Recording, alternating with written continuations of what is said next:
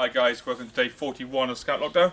Today we're going to do some knife work. Now before we begin, it's really important that you don't play with knives at home and you have an adult with you unless you've been fully trained. So have a look and hopefully when you're older you can have a go at using your Scout knife. Thank you for watching.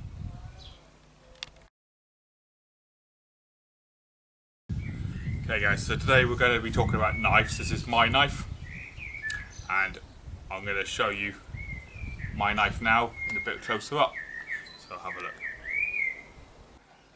So before we go any further, we now need to talk about the safety of the knife. So first of all, you need to be over 18 to buy a knife, so you need to go with your parents when buying a knife. You need to pick a knife which is comfortable for you. Now you can get knives online if you as well. You can get a good Scout knife from between £10 to £20. This one actually only costs £20, but this is quite old, so it's probably a bit more now. Also, when you have a knife, when you're transporting it to and from places, it should be in your car boot. Okay, and if you are carrying it in your rucksack, it needs to be in your rucksack and not accessible. Okay, so it can't carry it on your person, it needs to be in your rucksack.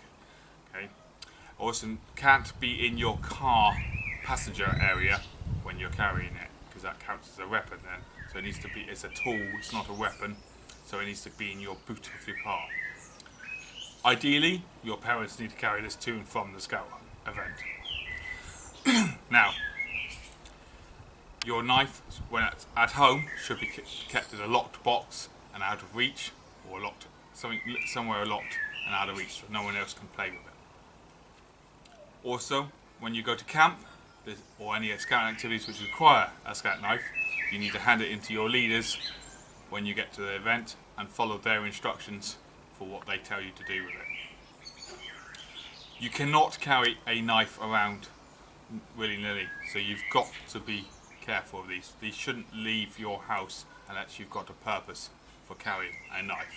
And when you go into a Scout activity, like I said, it needs to be in your rucksack, not at reach. When it comes to the knife itself, the knife needs to be sharp. Okay, a blunt axe, a blunt saw, and a blunt knife are more dangerous than a sharp one. The sharper the better. So make sure your knife is nice and sharp. When you're cutting your knife, I'm in a chair at the moment, so I'll show you in the chair. Here are some very important arteries, and we don't want to cut that, because if we cut in here you're going to be bleeding very fast, so we need to make sure we're not away from that. So I always like to teach to the side, so there. Obviously do not hold the wood at the bottom, always hold the wood at the top. Blade down and cut away from you.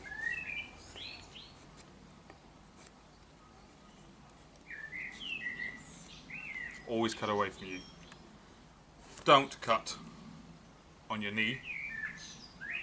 And if you are going to cut between you, cut down below so there's no chance of anything. But ideally, cut to one side, because if you slip, you're going away.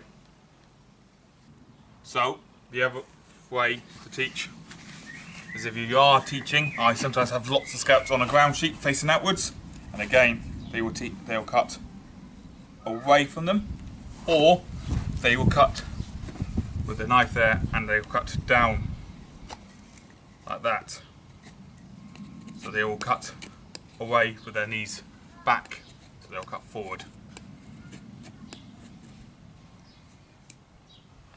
Okay, and if you're using sticks like we were doing the other day for backwards cooking, check out day 33 and day 14 for that.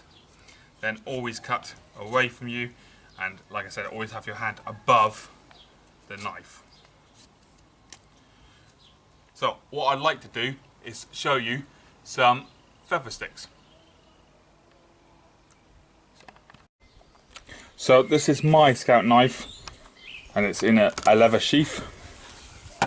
It's quite an old knife now. It's important to have a knife with a sheath so you can put it away and carry it safely without, and you can carry this on your belt when it's sensible time to carry it on your belt. So if you're on a campsite, especially a scout campsite, you should only wear this on your belt if you're using it through the day. Okay, if you're not using it, then it needs to be away in your lockbox or in your store tent. So, what's important when you're picking a knife, you can get lots of knives. You can get the ones with the orange and green or yellow handles, which are about £10 to £20, and they're great to start with. This is quite a nice one. It's got a nice wooden handle and a nice sharp blade. There's lots of different types of knives. There are knives that are designed to do certain things, ones with ragged edges like a saw. It depends what you need it for, depends what your knife is, but for a scout knife, just one with a nice sized blade and then a nice handle. And like I said, I haven't got one with me at the moment, unfortunately, but the ones with the blue, green, yellow, bright orange handles, they're fine. So you may have seen one in your scout hut. Ask your scout leaders for advice all the time. They'll be able to advise you on which is the best scout knife. This one, however, you'll see the blade, the metal, goes all the way down through the handle. Now that's important because that makes it a stronger knife. You don't want one which is ending there, because that's quite a weak knife. So you want it to go all the way down through the handle itself. It's got a nice little finger guard there and a nice little finger set there, so it's quite comfortable to hold. And if you are able to pick your knife, if you are able to go to a campsite and pick your knife, it's worth holding them and getting a good feel for them and make sure they're a good grip for you. Make sure you have an adult with you when you go and pick your knife up, and when you're carrying it home for the first time, make sure you have your receipt in it, because you shouldn't be carrying a knife around town at all. And if you are carrying a knife, you should have a valid reason for carrying a knife. So if you're going home from the shop, you need to have the receipt with you. And that's the knife. Ask your scout leaders for the best knife they advise for you. And if you've got a scout knife, please be careful. Thank you. So today I'm going to focus on a fire stick. So we're going to take our wood or our branch and we're going to keep carving down. This is called a feather stick because we're going to need it to look like a feather. And it doesn't matter if they fall off, because you can put these in your fire tins for your fire kit. And if you remember day 11 when we did fire tins, have a look at that, day 11, and you can put that in your fire tin stock because that's still useful for starting a fire.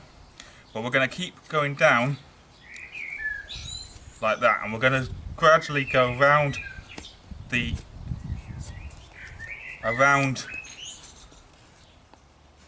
stick.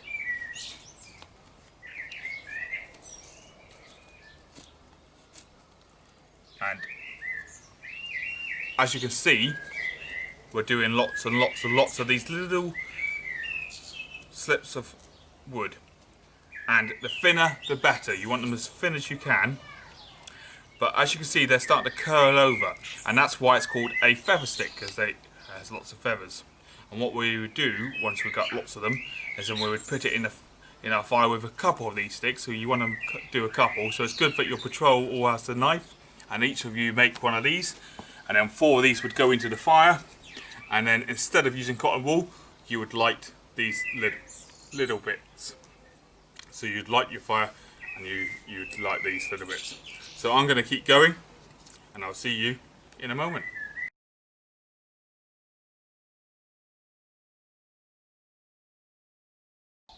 So passing the knife, again, like the axe and the saw, the safest way to pass the knife is to place it on a table and let someone else pick it up. However, should you have to pass the knife in person, we need to do it safely. And if you've got the sheath, put it on the sheath and then pass the knife. If you haven't got the sheath, you need to learn to pass it safely. Let's just pop this sheath down there. So, holding the knife like that, hopefully we can get a zoom in of that, you're going to tilt the knife back. So that's the knife. We're going to tilt it back so the blade is upwards. So from that angle, you're going to tilt it so the blade is upwards and the handle is going forwards. Now everybody can see the blade, and who I'm passing it to can see the handle. So I'm going to pass it now to Spyder Cub. So I'm going to make sure everybody can see the blade. I'm going to tilt it back so it's resting on the top of my thumb and the sharp bit's facing upwards and the handle's facing out. And Spyder Cub's going to take it. Now I'm going to make sure he's got a good grip, and then once he's got a good grip I'm going to let go. Spyder Cub's going to turn it around and he's going to pass it back to me. He's offered me the handle, I can see the blade, everybody can see the blade, I can take the handle, a slight tug just to make sure that I've secured it, and he will let go and I've got the knife. Okay? Make sure that you don't let go until they start gently lifting it out of your hand. Okay? You know they're taking it because you can see their hand and you can feel them lifting it out of it. And because it's smaller than the axe, you can see it and feel it a lot easier when they're lifting it, and you know they've got hold of it. So that again is tilt it back with blade up, handle out. Only practice if you're got an adult supervising you, and always be safe when using your scout knife. I hope you found today interesting. Talk to your scout leaders for what they recommend for your activities. Try not to go for a folding pen knife. They're not great for most of the activities you're going to do. This, I can tell you, this is when I go camping, this is cutting my food, this is then being cleaned and cutting my wood, being cleaned and cutting most things. It's even spread my butter a few times. So please use this safely, and once you're more confident, it will become a very handy tool to have on camp and other activities. Thank you for watching. Stay home. Stay safe.